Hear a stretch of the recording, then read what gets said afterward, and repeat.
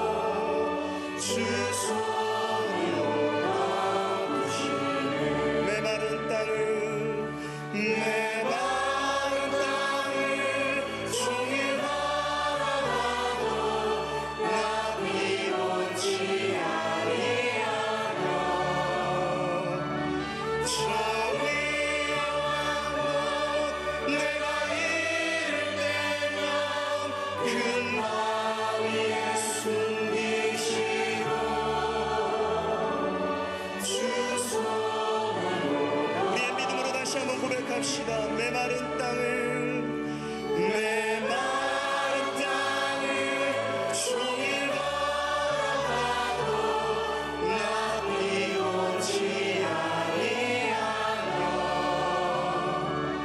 저 위험한 곳 내가 이를 때면 큰 강 위에 숨기시고 주 손으로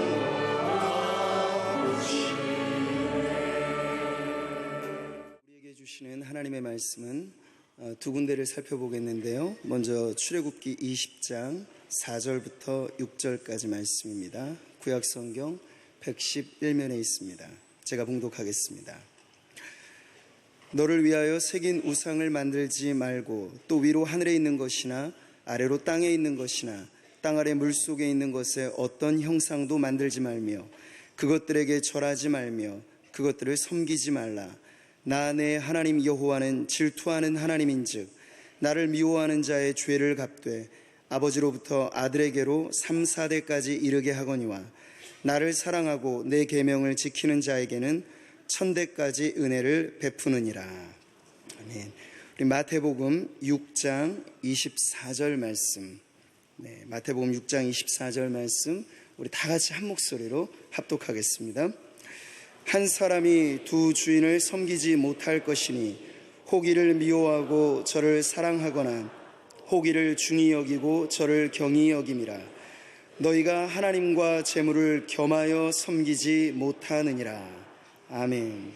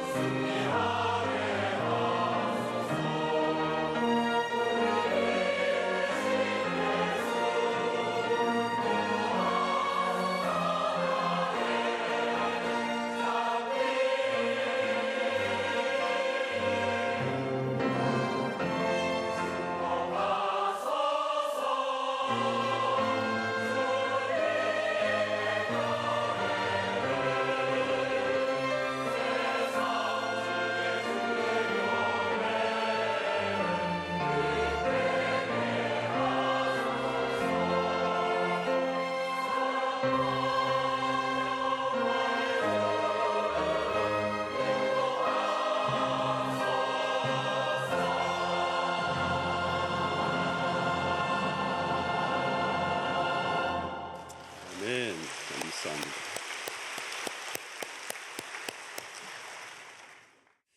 오늘은 십계명 6번째 현대인의 우상 두 번째 말씀을 드리겠습니다.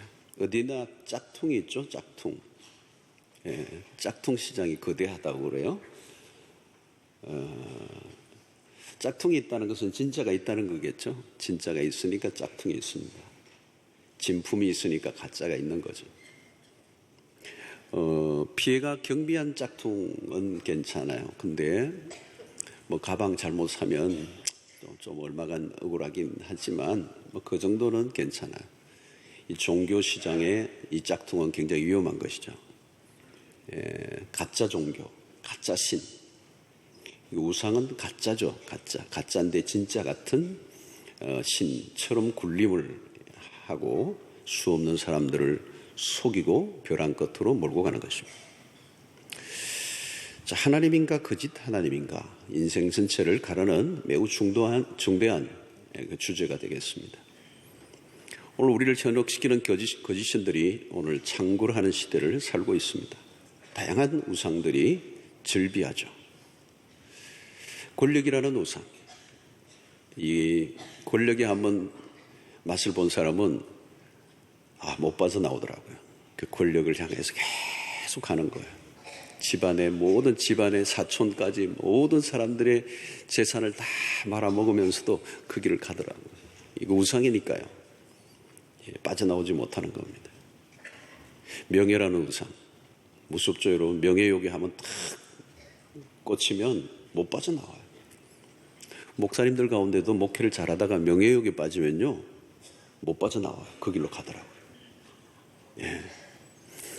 쾌락이라는 우상. 쾌락이 얼마나 그게 맛을 한번 보면 그게 우상이기 때문에 못 빠져나오는 거예요. 신적인 힘을 가지고 있는 거죠. 인기라는 우상. 인기를 먹고 사는 사람들은 모든 걸 쏟아 넣죠. 인기를 얻기 위해서. 성공이라는 우상. 그게 한번 꽂히면 보니까 성공의 그 자리로 가는데 다 포기하고 다 잃어버려도 심지어는 가족까지 다 잃어버려도 그 자리를 가려고 하는 것. 성이라는 우상. 오늘 이 시대의 섹스 엄청난 우상이죠. 가정을 파괴하고 삶의 모든 것을 몰아넣는. 외모가 우상일 수도 있어요. 어떤 사람. 요즘 이 루키즘이라고 그러죠. 외모 지상주의. 겉으로 보이는 그 아름다움을 추구하기 위해서 모든 걸 다 쏟아넣는 것. 건강이 우상일 수도 있고 가족이 우상일 수도 있고 자녀가 우상일 수도 있고 스포츠가 우상일 수도 있고 그 외에도 많이 널려 있습니다. 마음을 지배하고 있는 것, 그게 우상이에요. 마음을 빼앗는 것, 우리를 빼앗어요. 마음을 완전히 빼앗아 버리는 것이죠. 그래서 우리의 마음의 중심에 한가운데 자리를 하고 있는 것, 그게 우상입니다. 자, 오늘은 한 가지만 다루려고 하는데 우리 시대 최고의 우상, 최고의 신은 무엇일까요? 단연코 돈입니다. 다 다른 건 아래요. 쫄개들이에요. 돈이 신이 된 지는 오래됐습니다. 예수님이 산상수훈 말씀 중에 오늘 말씀 읽었죠? 신약 마태복음 6장 24절의 말씀. 하나님이 두 주인을 섬기지 한 사람이 두 주인을 섬기지 못할 것이니 혹 이를 미워하고 저를 사랑하거나 혹 이를 중히 여기고 저를 경히 여김이라. 너희가 하나님과 재물을 겸하여 섬길 수 없느니라. 2000년 전에 예수님이 말씀하신 거예요. 주님은 돈의 막강한 힘을 알고 계시는 거예요. 하나님과 재물을 섬길 수, 너희가 두 주인을 섬길 수 없다. 딱 한 주인만 섬길 수 있다. 예수님은 유독 돈에 대한 얘기를 많이 하셨습니다. 신약에 보면 예수님이 돈에 대한 얘기를 많이 하셨어요. 성경 속에 이미 우리는 세겔, 데나리온, 달란트 같은 그 당시에 통용되던 화폐 단위들을 우리가 많이 보게 됩니다. 오늘같이 자본주의, 경제적 논리의 모든 것이 돌아가지 않았을 것 같은데도 그 시대 속에서 여전히 돈은 매우 중요한 도구였습니다. 가롯 유다는 은 30의 스승을 팝니다. 무서운 얘기죠, 여러분. 모세의 형 아론이 백성들과 함께 금송아지를 만들었다는 얘기는 우리의 얘기가 될 수도 있다는 것을 성경은 기록하고 있는 거예요. 아나니아와 삽비라 사건, 헌금을 속인 사건이 현장 즉사로 갔던 초대교회 사건입니다. 여리고의 정복 과정 속에서 아이성에서의 실패, 그 아간이라고 하는 한 사람의 그 탐욕, 엘리사의 시종이었던 게하시의 그 탐욕, 물질에 대한 탐욕이 얼마나 무서운 결과를 가져오는가. 많은 사건들이 있어요. 자, 왜 사람들은 돈을 신으로 삼으려고 하는가? 전지전능해 보이기 때문에 그렇습니다. 돈이면 무엇인가? 모든 게 할 수 있을 것처럼 돈이 전지전능해 보이는 것입니다. 사람들이 돈에 생명을 거는 이유는 무엇이죠? 돈에 대한 믿음을 가지고 있기 때문입니다. 실제로 돈의 파워는 대단합니다. 돈은 별 일을 다 하죠. 요즘 매직쇼를 하는 것처럼 돈은 묘기를 피웁니다. 불가능하게 보였던 것들이 돈으로 해결되는 거죠. 해결사 노릇을 하는 겁니다. 감옥에 들어갔던 사람도 끄집어내고 어떤 사람은 집어넣을 수도 있고 이 돈이 하는 거예요. 돈이면 내가 하고 싶은 걸 다 할 수 있는 겁니다. 오늘 시대 엄청난 걸 할 수 있습니다. 돈으로 살 수도 있고 돈으로 하고 싶은 걸 다 할 수 있는 거예요. 그래서 오늘 우리 시대에 돈의 힘에 저항하는 것은 쉽지 않습니다. 상당히 도덕성을 강조하던 인물도 돈의 액수가 점점 커지면 무너지는 거죠. 최근에 여러분들 그런 거 보지 않았습니까? 그 정도면 평생 먹고 살 수 있는 직업, 그런 위치에 있으면서도 불구하고 돈의 액수가 점점 커지니까 그 앞에 무릎을 꿇고 결국은 감옥에 들어가는 거예요. 권력을 가지고 있는데도 돈 앞에 무릎을 꿇는 거죠. 상당한 인기를 가지고 있는데도 돈의 유혹 앞에 결국은 빠져들어가면서 지금 비참한 인생을 사는 사람을 우리는 최근에도 봅니다. 과연 돈은 의지할 만한 것인가? 돈에 대한 무한 신뢰를 보내지만 과연 신뢰할 만한 것인가를 깊이 질문해 봐야 합니다. 진짜 중요한 것은요, 돈으로 안 돼요. 돈으로 값나는 것은 살 수 있을지 모르지만 가치는 살 수가 없어요. 그 최근에 하버드 대학의 마이클 샌들 정의란 무엇인가의 책을 지어서 유명세를 탄 우리 한국에서도 이 정의란 무엇인가 굉장히 많이 팔렸습니다. 굉장히 어려운 책인데 하여튼 많이 팔렸습니다. 그런데 이분이 또 다른 책을 지었죠. 돈으로 살 수 없는 것들. 가치는 돈으로 살 수가 없는 거예요. 물건은 돈으로 살 수 있죠. 우리가 흔히 얘기하잖아요. 우리가 이 돈으로 모든 것이 움직이는 세상 속에서 우리는 가치를 너무 무너뜨려 버린 것. 정말 중요한 가치, 가정이라는 가치가 있는데 돈을 추구하다 보니까 이 가정이라는 가치가 관계가 다 깨어져 버린 거예요. 요즘 정상적인 가정을 살아가는 사람들이 많지 않은 거예요. 이 가정이라는 가치, 가족이라는 가치가 얼마나 중요한데, 우정이라는 가치가 얼마나 귀중한데, 사랑이라는 가치가 얼마나 귀중한데, 이 돈의 세계 가면 이게 아무것도 아닌 거예요. 돈으로 살 수 있는 거예요? 아니잖아요. 우리 흔히 많이 듣는 얘기가 멋진 침대는 살 수 있지만 잠은 살 수 없는 거죠. 아무리 물침대라도 잠은 살 수가 없는 거예요. 하우스는 살 수 있지만 스윗홈은 돈으로 안 되는 것이죠. 돈으로 죽은 자를 살릴 수 있습니까? 순간적 쾌락은 돈으로 가능하죠. 그러나 진정한 기쁨은 돈으로 안 되는 것입니다. 자, 그런데 왜 돈이 우상이 되고 있는가?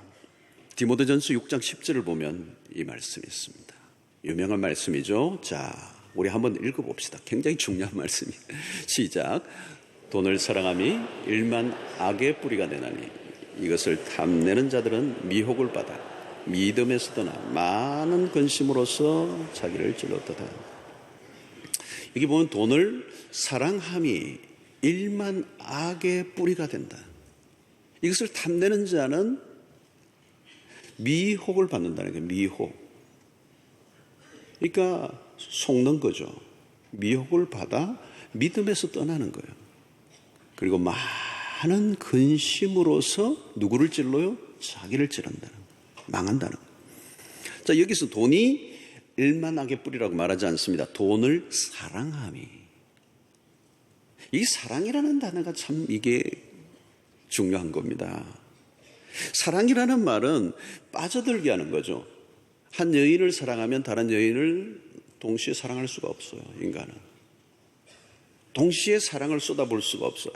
한쪽을 사랑하면 한쪽은 사랑이 식어질 수밖에 없는 거죠. 예수님도 하나님과 재물을 겸하여 섬길 수 없다. 두 주인을 섬길 수 없다. 두 주인은 모든 걸 요구하는 거죠. 그런데 어떻게 두 주인을 완전시킬 수 있는가? 안 된다는 거죠. 돈을 사랑하면 어떻게 되죠? 돈에 온통 마음에 사로잡히는 겁니다. 사랑이라는 게 그런 거예요. 사로잡히는 것입니다. 그럼 몸과 마음을 거기에 바칠 수밖에 없는 거죠. 모든 것보다 돈이 우선이 되는 것입니다. 무엇을 결정할 때도 기준은 돈입니다. 행동의 기준이 돈이에요. 돈이 되면 하고 돈이 되지 않으면 안 하고, 돈의 모든 것을 걸기 때문에 다른 것은 흥미와 관심이 없습니다. 돈을 사랑하는 마음과 하나님을 사랑하는 마음은 공존할 수 없다는 거예요. 주님이 하나님과 재물을 중 하나를 선택하는 것은 결국은 사랑의 문제고, 그것이 전부가 걸려있는 문제이기 때문에 하신 말씀입니다. 자, 여기 돈을 사랑하면 일만 악의 뿌리가 된다. 모든 악한 일에 돈이 연관되잖아요. 돈 때문에 악을 행하고 거짓과 불법이 난무하고, 여러분 신문지상에 나오는 모든 사건이 다양하지만 그슬러 가면 돈이 나와요. 일만 악의 뿌리가 된다. 담배의 글쎄요, 요즘 그렇게 서놨겠죠? 담배를 제가 담배 그 표지대에다가 경고, 폐암의 원인이 될 수 있습니다. 서놨습니까? 저는 돈에도 서놓았으면 좋겠어요.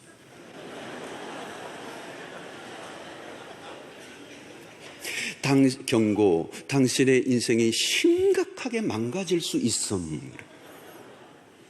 5만 원권에 좀 써놓으면 좋겠어요. 사실이에요, 여러분. 보험금을 노리고 남편을 죽이고 아내를 죽이고 부모를 죽이고 돈 때문에 이웃 간에 원수가 되고 형제가 원수가 되고. 여러분 재벌 형제 가운데 가까운 형제 없어요? 형제끼리도 유산 문제로 법정 싸움하는 게 한두 명이 아닙니다. 돈이 들어가면 사람이 이상해지는 거예요, 여러분. 돈을 사랑하면 돈에 대한 충성도가 높아지는 거예요. 부모와 자식, 부부의 사이, 친구 사이라도 돈 때문에 깨어지는 거예요. 좌우지간 돈이 끼어들면 안 돼요. 부모와 자식 사이도 돈이 끼어들면 지저분해지는 것입니다. 갈수록 돈을 숭배하는 신도가 늘어나고 있습니다. 오늘날 가장 많은 신도를 거느리고 있는 종교는 만몬신이에요. 만몬 종교. 기독교인, 캐톨릭, 불교, 이슬람, 그 길을 믿는다고 하는 사람들도 한 상당한 퍼센테이지는 만몬 종교에 이미 가입해 놓은 거예요. 여러분, 우상숭배란 강한 영향력 안에 들어간 것을 말합니다. 인격을 지배하는 힘의 작용 안에 들어간 것입니다. 우상은 그 사람의 마음의 한가운데 있는 보좌를 차지합니다. 마음의 중심에서 자리를 잡고 모든 것을 통제하려고 하는 것이 우상입니다. 처음에는 사람이 우상을 만들지만 나중에는 우상이 인간을 움직이는 겁니다. 그 안에 빨려 들어가 빠져나올 수 없게 되는 거죠. 그래서 마침내 스스럼 없이 그 앞에 복종하게 하는 것입니다. 돈의 힘, 돈의 그 우상. 그러면 돈은 그냥 돈이 아닙니다. 영적인 문제입니다. 돈은 영적인 힘을 가지고 사람들을 압도하고 지배하고 누르고 이끌어간다. 그러면 단순히 돈을 난 좀 좋아해, 난 돈에 조금 더 애착을 가지고 있는 정도로 표현하면 안 돼요. 그 돈이 가지고 있는 그 종교적 힘, 영적인 힘, 마력이 있다는 거예요. 세상을 보면 모든 것이 돈에 의해서 돌아갑니다. 교회 안에서도 교묘하게 이 돈의 힘이 들어올 수 있습니다. 우리가 정신을 똑바로 차리지 않으면 만몬신이 교회 안에도 들어와서 중앙에 자리를 잡고 앉을 수가 있습니다. 모든 것이 돈의 논리로, 돈의 헤게모니로 돌아가고 돈이 있어야만 모든 걸 할 수 있는 것처럼 생각한다면 이건 위험한 거죠. 돈이 품어내는 찬란한 광채, 그 영광에 사람들이 눈이 보러 있으면 아무것도 보이지 않는 거예요. 이 힘에 사로잡히면 다른 건 보이지 않아요. 항상 돈 생각으로 충만한 거예요. 여러분, 돈에 빠지면 가족도 없고 형제도 없고 친구도 없어요. 돈 얘기만 나오면 사람이 이상해집니다. 옳고 그름의 잣대가 없어져 버립니다. 오직 잣대가 있다면 돈이 되느냐 되지 않느냐입니다. 무엇을 하든지 나에게 이익인가 손해인가가 중요한 거죠. 마음 안에 깊이 새겨진 우상이 된 것입니다. 완전히 돈을 믿는 광신도가 된 것입니다. 여러분, 광신도가 되면요, 죽기 살기로 매달리는 거거든요. 돈의 광신도들, 돈에 목숨을 거는 거죠. 돈에 목숨을 걸고 돈을 외치다가 돈을 위하여 장렬하게 죽는 거예요. 돈 순교자라고 그래요. 세상에서 아마도 가장 많은 신도를 거느리고 있는 신이 만몬신일 뿐만 아니라 아마도 세상에서 가장 많은 순교의 피를 흘리게 한 우상도 돈일 것입니다. 돈에 생명을 거는 거예요. 만몬신이 거느리는 졸개들이 권력, 명예, 쾌락, 섹스와 같은 것들입니다.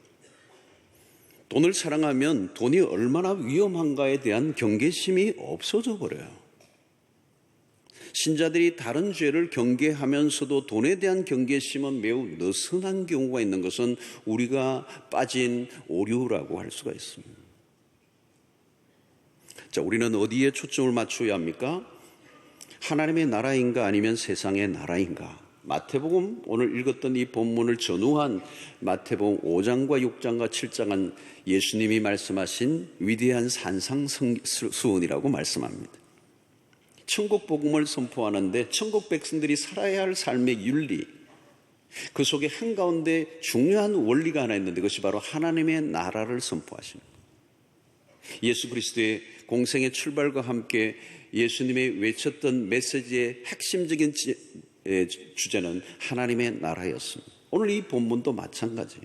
주님은 세상의 나라와 하나님의 나라를 정확하게 구분해내십니다. 그래서 6장 19절로 20절에는 보물을 하늘에 쌓아두라. 33절은 유명한 그 말씀이죠. 그런즉 너희는 먼저 그의 나라와 그의 의를 구하라. 그리하면 이 모든 것을 너희에게 더하시라. 여기 매우 중요한 단어가 나와요. 그의 나라와 그의 의를 구하라. 하나님의 나라를 강조하십니다. 세상의 나라는 눈에 보이지만 하나님의 나라는 육안으로는 볼 수 없어요. 그러나 하나님의 나라는 점점 이 땅에 이루어져 가고 있고 완성되어져 가고 있다는 것. 이 세상의 나라는 다 망가지고 없어질 것이지만 하나님의 나라는 점점 커져가고 있는 거예요. 믿음의 사람들은 이 세상의 왕국이 아니라 다가올 완성될 하나님의 나라를 볼 수 있는 눈이 열려져야 되는 것입니다. 만약에 이 세상이 전부라고 믿는다면 우리는 그야말로 이 세상의 신이 돈이 되어야 마땅합니다. 여러분, 이 세상에 눈에 보이는 것이 전부라면 정말 그야말로 돈이 신이에요.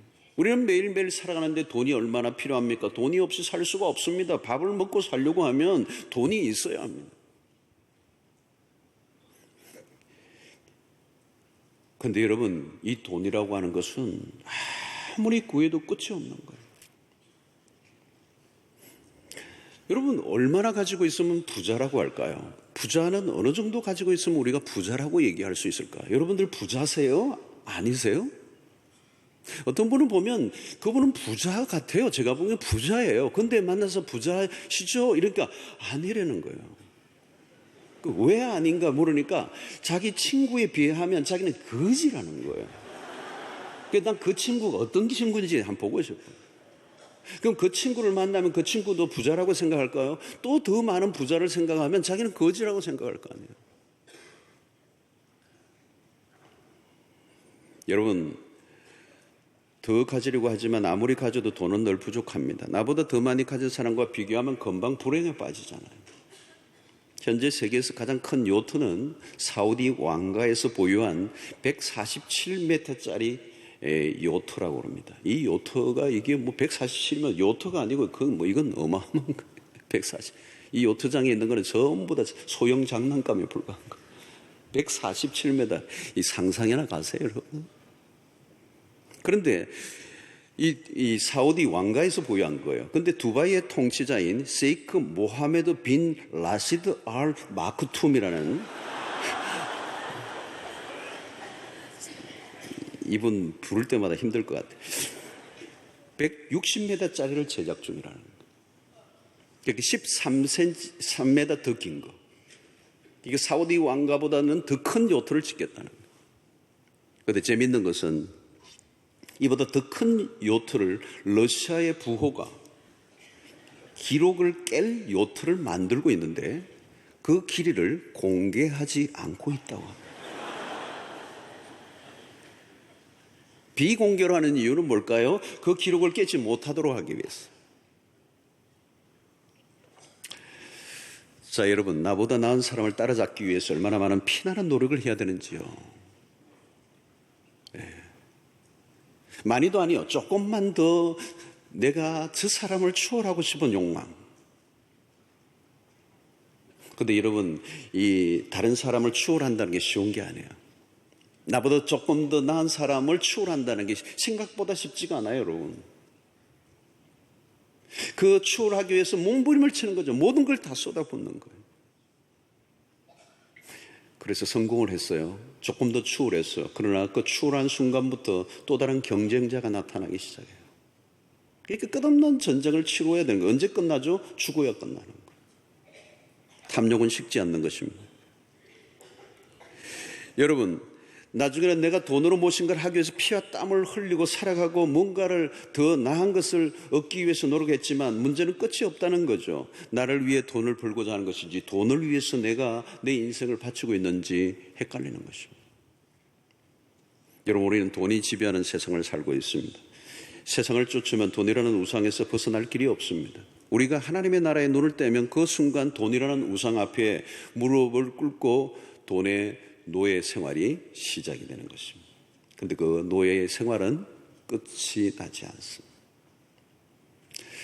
자, 여러분, 돈의 우상으로부터 자유를 얻으려고 하면 어떻게 해야 될까요? 주님은 마태복음 6장 20절로 21절의 말씀 이렇게 말씀합니다. 오직 너희를 위하여 보물을 하늘에 쌓아두라.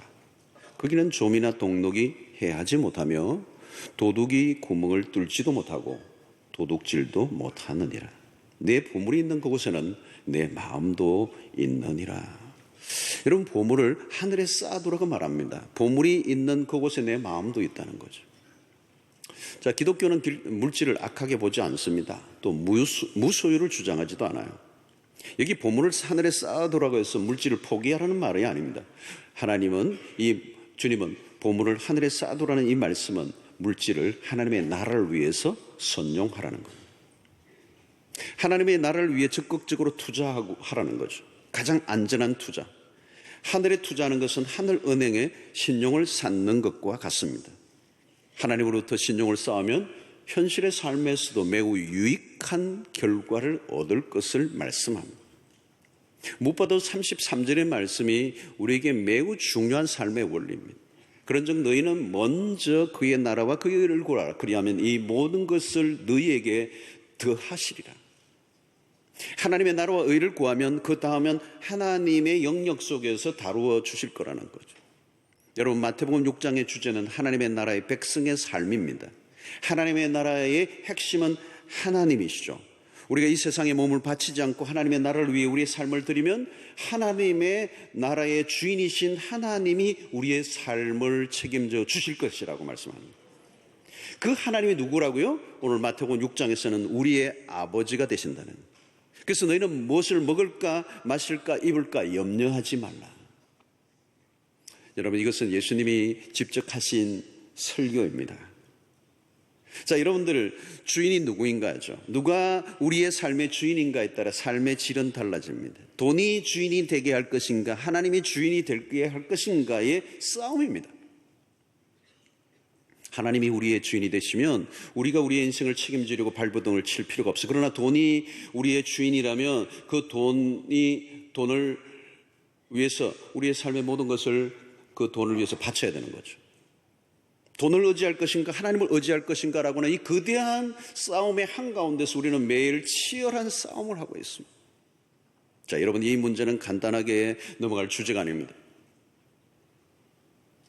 여기에서 우리가 오늘 이 자리에서 단단하게 우리의 신앙에 초점을 맞추지 않으면 세상으로 나가는 순간 흔들리고 맙니다. 여러분, 신자라면 누구든지 예배를 드리는 동안에는 하나님만을 섬기겠다고 우리는 고백합니다. 이 말씀들을 믿습니다. 하나님과 재물을 겸할 수 없고 하나님만을 섬기겠습니다. 하나님의 나라와 의를 구하겠습니다. 그러면 이 모든 걸 더하여 주실 줄로 믿습니다. 그러나 여러분, 현실로 돌아가면 헷갈립니다. 이론적으로 지식적으로는 알고 있는데 삶의 일상으로 들어가면 불꽃 튀기는 전쟁이 벌어지면 한순간에 하나님의 나라는 멀리 보이고 현실의 그 물질이 내 삶을 주장하는 그 한가운데에 빠져서 물질 앞에 무릎을 꿇는 것입니다. 여러분, 돈이 없으면 아무것도 할 수 없는 세상 속에서 돈이 아니라 하나님만을 섬기겠다는 이 말씀이 교회 안에서는 그래도 믿어지는 것 같은데 현실에 들어가면 파묻혀버리고 만다는 거예요. 현실은 냉혹하고 치열하잖아요, 여러분. 당장 돈이 없으면 아무것도 할 수 없는 이 환경 속에서 과연 하나님만을 믿고 살아간다는 것이 내 삶의 보증이 될 수 있을 것인가? 자, 여러분, 우리가 돈이 아닌 하나님만을 섬기는 삶을 살려고 하면 이게 전쟁이기 때문에 추상적인 신앙으로는 이겨낼 수가 없는 것입니다. 애매한 신앙으로는 게임도 안 돼서 나가 떨어지는 거죠. 만몬의 신은 결코 호락호락하지 않아요. 그러므로 우리는 돈 이상으로 하나님의 존재를 우리의 삶 속에서 깊이 경험하는 은혜가 필요해요. 돈을 가졌을 때의 그 짜릿함보다도 하나님의 임재의 경험이 더 뜨거워야 이길 수 있다는 거예요. 때로는 돈이 없으면 내일이 어떻게 될지 모르는 상황 속에서도 신앙으로 버텨낼 수 있는,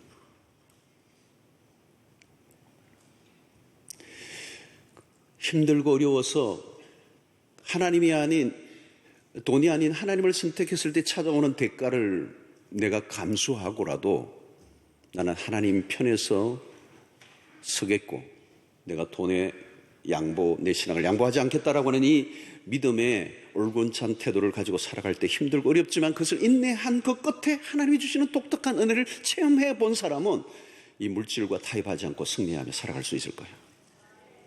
그건 현실적으로 경험해야 된다는 거죠. 예. 하나님과 돈 사이에서 전쟁처럼 실제적이고 현실적인 싸움은 없습니다. 예.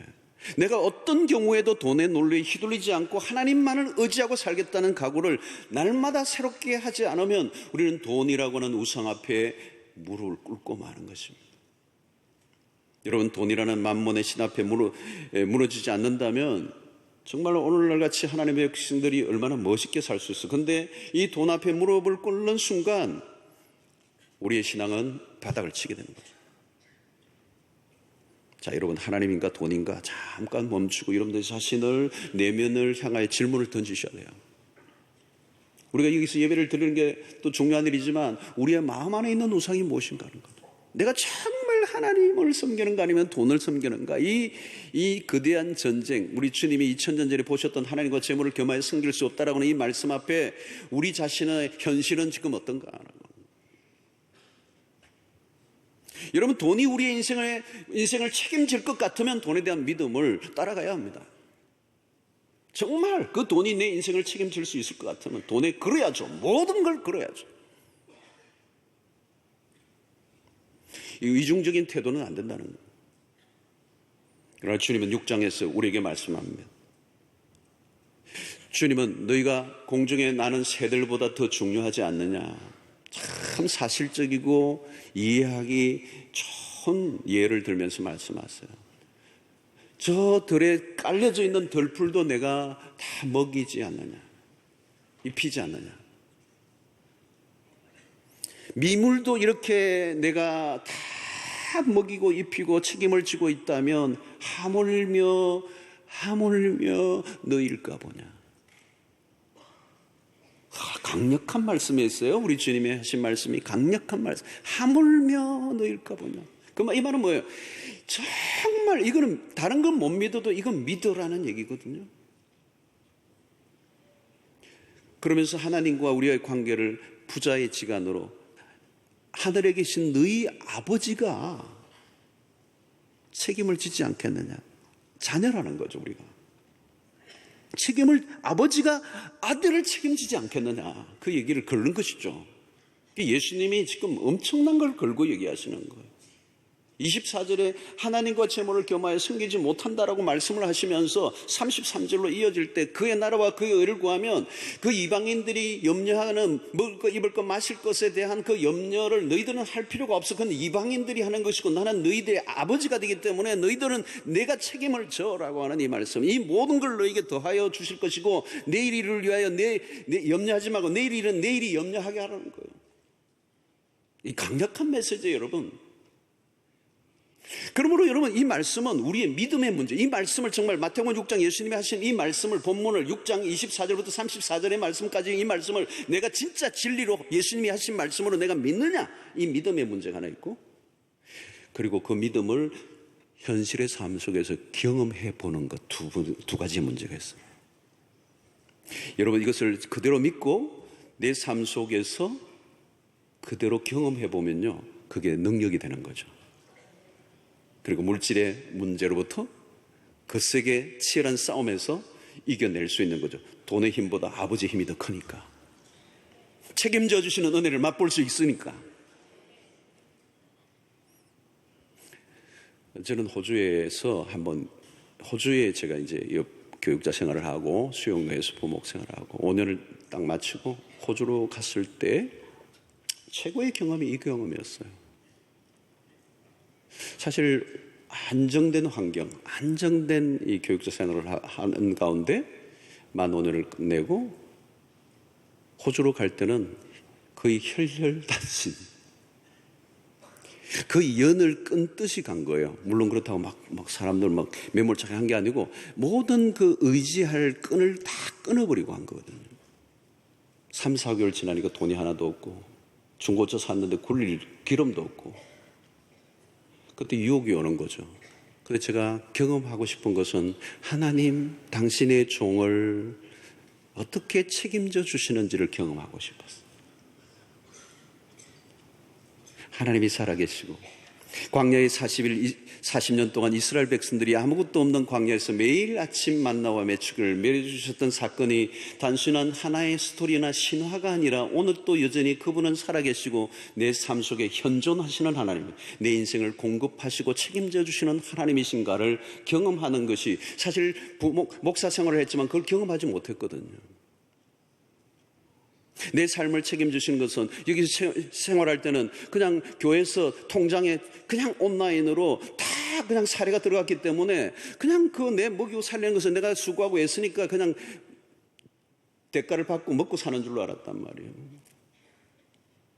근데 이국의 삶에 의지할 곳이 없는 곳에서 유혹이 오지만 내 수단과 방법을 강구할 수 있는 그런 머리가 반짝이는 것들도 있지만 그것을 다 무시하고 하나님이 직접 내 삶 가운데 개입하시는 것을 경험하고 싶었던 거예요. 이 말씀, 너희는 먼저 그의 나라와 그의 의를 구하라. 그리하면 이 모든 것을 너희에게 더하여 주시리라고 하는 이 말씀의 사실성을 경험하고 싶었단 말이죠. 그런데 사실임을 경험하게 됐어요. 기가 막힌 방식으로 하나님이 먹이고 입히시는, 그러나 그것을 경험하기까지는 하나님의 시험, 테스트 기간이 필요했어요. 내가 정말 나만을 믿느냐, 돈을 믿느냐, 너의 생존을 누가 쥐고 있느냐, 이 세상이 아니라 내가 쥐고 있다는 사실을 확실히 의지하기까지는 상당히 고통의 기간이 따랐지만 믿음의 변절을 하지 않고 유혹에 무릎 꿇지 않고 돈의 파워에 굴복하지 않고 사람을 의지하지 않고 하나님만을 바라볼 때 하나님이 먹이시고 입히신다는 것을 너무도 구체적으로 경험한 것이 제 인생의 가장 큰 파워가 된 거죠. 그 뒤부터는 물질에 연연하지 않는 자신감을 갖게 되었어. 우리 아버지는 하나님 맞구나. 여러분, 이 6장 33절을 믿으실 뿐만 아니라 경험할 수 있게 되기를 바랍니다. 한번 경험해 보시기를 바랍니다. 계속 어떤 한계 지점에 왔을 때 물질의 문제로 내 삶의 문제를 풀어가려고 하는 방식에 익숙해져 버리면 하나님이 나의 왕이시고 나의 보호자고 나의 공급자고 나의 아버지이심을 경험할 수 있는 기회를 잃어버리면 결국은 끊임없이 돈의 헤게모니에 우리의 인생을 맡길 수밖에 없다는 것이죠. 믿음의 문제요?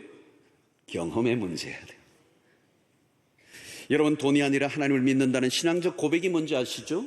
그것은 11조 헌금이에요. 물질을 의지하지 않고 아버지를 의지하며 살겠다는 신앙의 표현이에요. 10의 1을 드리는 사람들은 알아요. 그 비밀을. 10의 1조를 드리는 것으로 우리의 물질관 자체가 중심을 잡고 있는 거예요. 결코 나는 돈의 논리에 휘둘리지 않고 하나님을 의지하고 살겠다라고 하는 이 물질관에 있어서의 중심을 잡아주는 핵심이 뭐냐? 11조예요.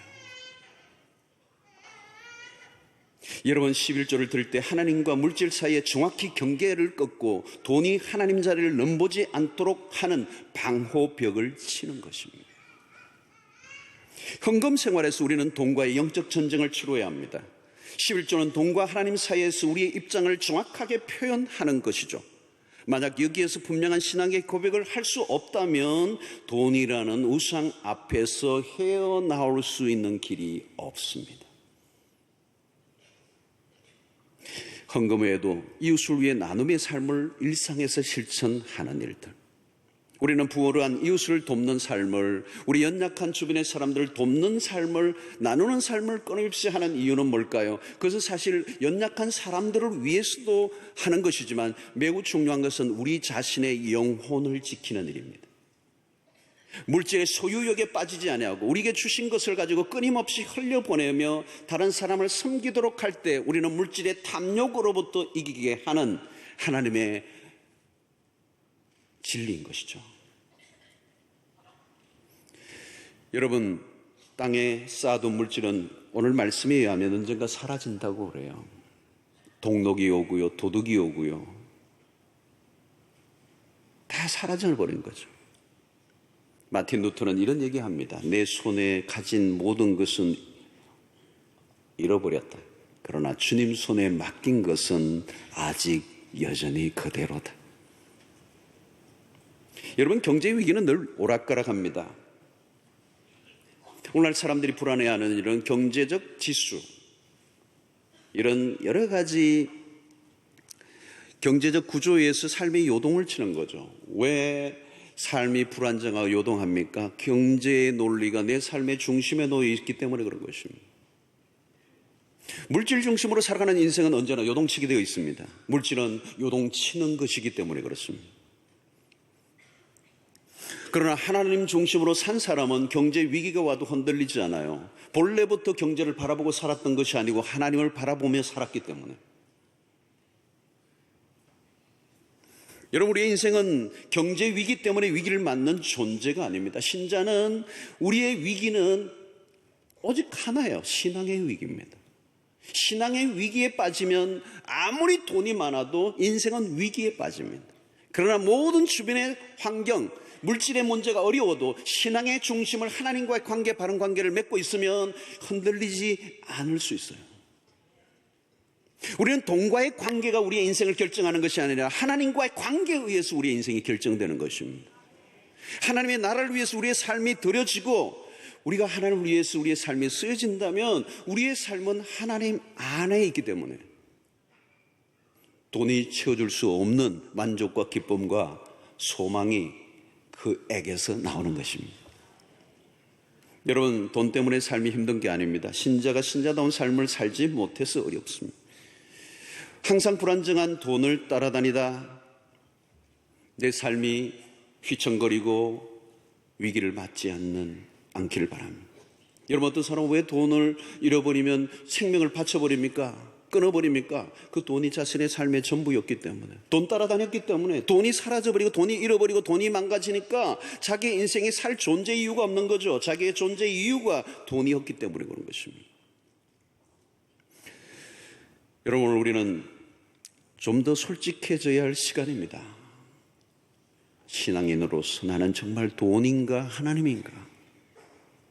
우리 안을 깊이 들여다보고 아주 은밀하게 숨어 있는 그 우상을 들추어내고 하나님 앞에서 깨뜨려야 하는 것입니다. 우상을 제거하기 전에는 하나님과 우리의 관계가 온전해질 수가 없습니다. 여러분, 돈이 우리에게 줄 수 있는 것이 별로 없어요. 우리의 삶은 하나님의 그 은혜와 그 손길 아래서 살아가게 되는 것입니다. 여러분의 인생을 인간적 힘과 방법으로 해결하지 마시고, 그것은 우상을 쫓게 되는 일이에요. 문제가 생기면 하나님과 관계에서 승부를 걸려고 하셔야 됩니다. 돈의 힘을 거부할 때 때로는 힘들고 어려운 순간이 없지 않아 있을 것입니다. 그러나 속지 마십시오. 우상은 속이는 거예요. 우리에게 많은 것을 줄 수 있을 것처럼 약속해 보이지만 사실은 우리에게 줄 수 있는 게 별로 없어요. 우리의 진정한 만족과 기쁨과 소망은 오직 하나님 안에서 주어지는 줄로 믿습니다. 여러분, 돈 따라 가지 않고 하나님만을 섬기게 될 때, 그의 나라와 그의 의를 구할 때 이 모든 것을 더하여 주시는 하나님의 놀라운 은혜를 맛보시게 되기를 축원합니다. 돈의 노예가 되지 말고 하나님의 자녀로 살면 우리의 일생의 풍성한 삶을 살게 하실 줄로 믿습니다. 하나님과 재물을 겸하여 섬길 수 없습니다. 땅과 하늘을 동시에 섬길 수가 없습니다. 하나님의 나라의 눈뜬 백성들이 되시길 바라고, 순간이 아니라 영원을 추구하는 주의 백성들로서 이 세상의 물질에 연연하여 끌려다니는 인생으로부터 자유를 얻고 그 나라와 그의 의를 구하는 삶을 사시는 여러분들 되시기를 주의 이름으로 축원합니다. 하나님 아버지, 감사합니다. 오늘 우리에게 주신 말씀을 통하여 다시 한번 우리의 신앙의 중심을 확인하게 하여 주시옵시고, 돈의 논리로 끊임없이 다름박질하는 이 세상의 문화의 한가운데서 오직 하나님 중심의 신앙으로 돌이키는 주의 백성들 되게 하여 주셔서 그의 나라와 그의 의를 구하는 백성들에게 이 모든 걸 더하여 주시겠다고 하시는 약속이 성취되는 은혜를 허락하여 주시옵소서. 하나님이 책임져 주시는 인생을 살게 하여 주시옵소서. 예수님의 이름으로 기도하옵나이다. 아멘. 이제는 우리 주 예수 그리스도의 놀라우신 은혜와 하나님의 크신 사랑과 성령의 교통하심이 우리 안에 은밀히 숨어있는 이 만몬의 신 돈의 우상이 깨어지고 오직 하나님만을 섬길 때 하나님이 우리의 인생을 책임져 주시는 멋지고 아름다운 인생을 살아가기로 결단하는 주의 백성들 머리 위에 지금부터 영원토록 함께 있을지어다. 아멘.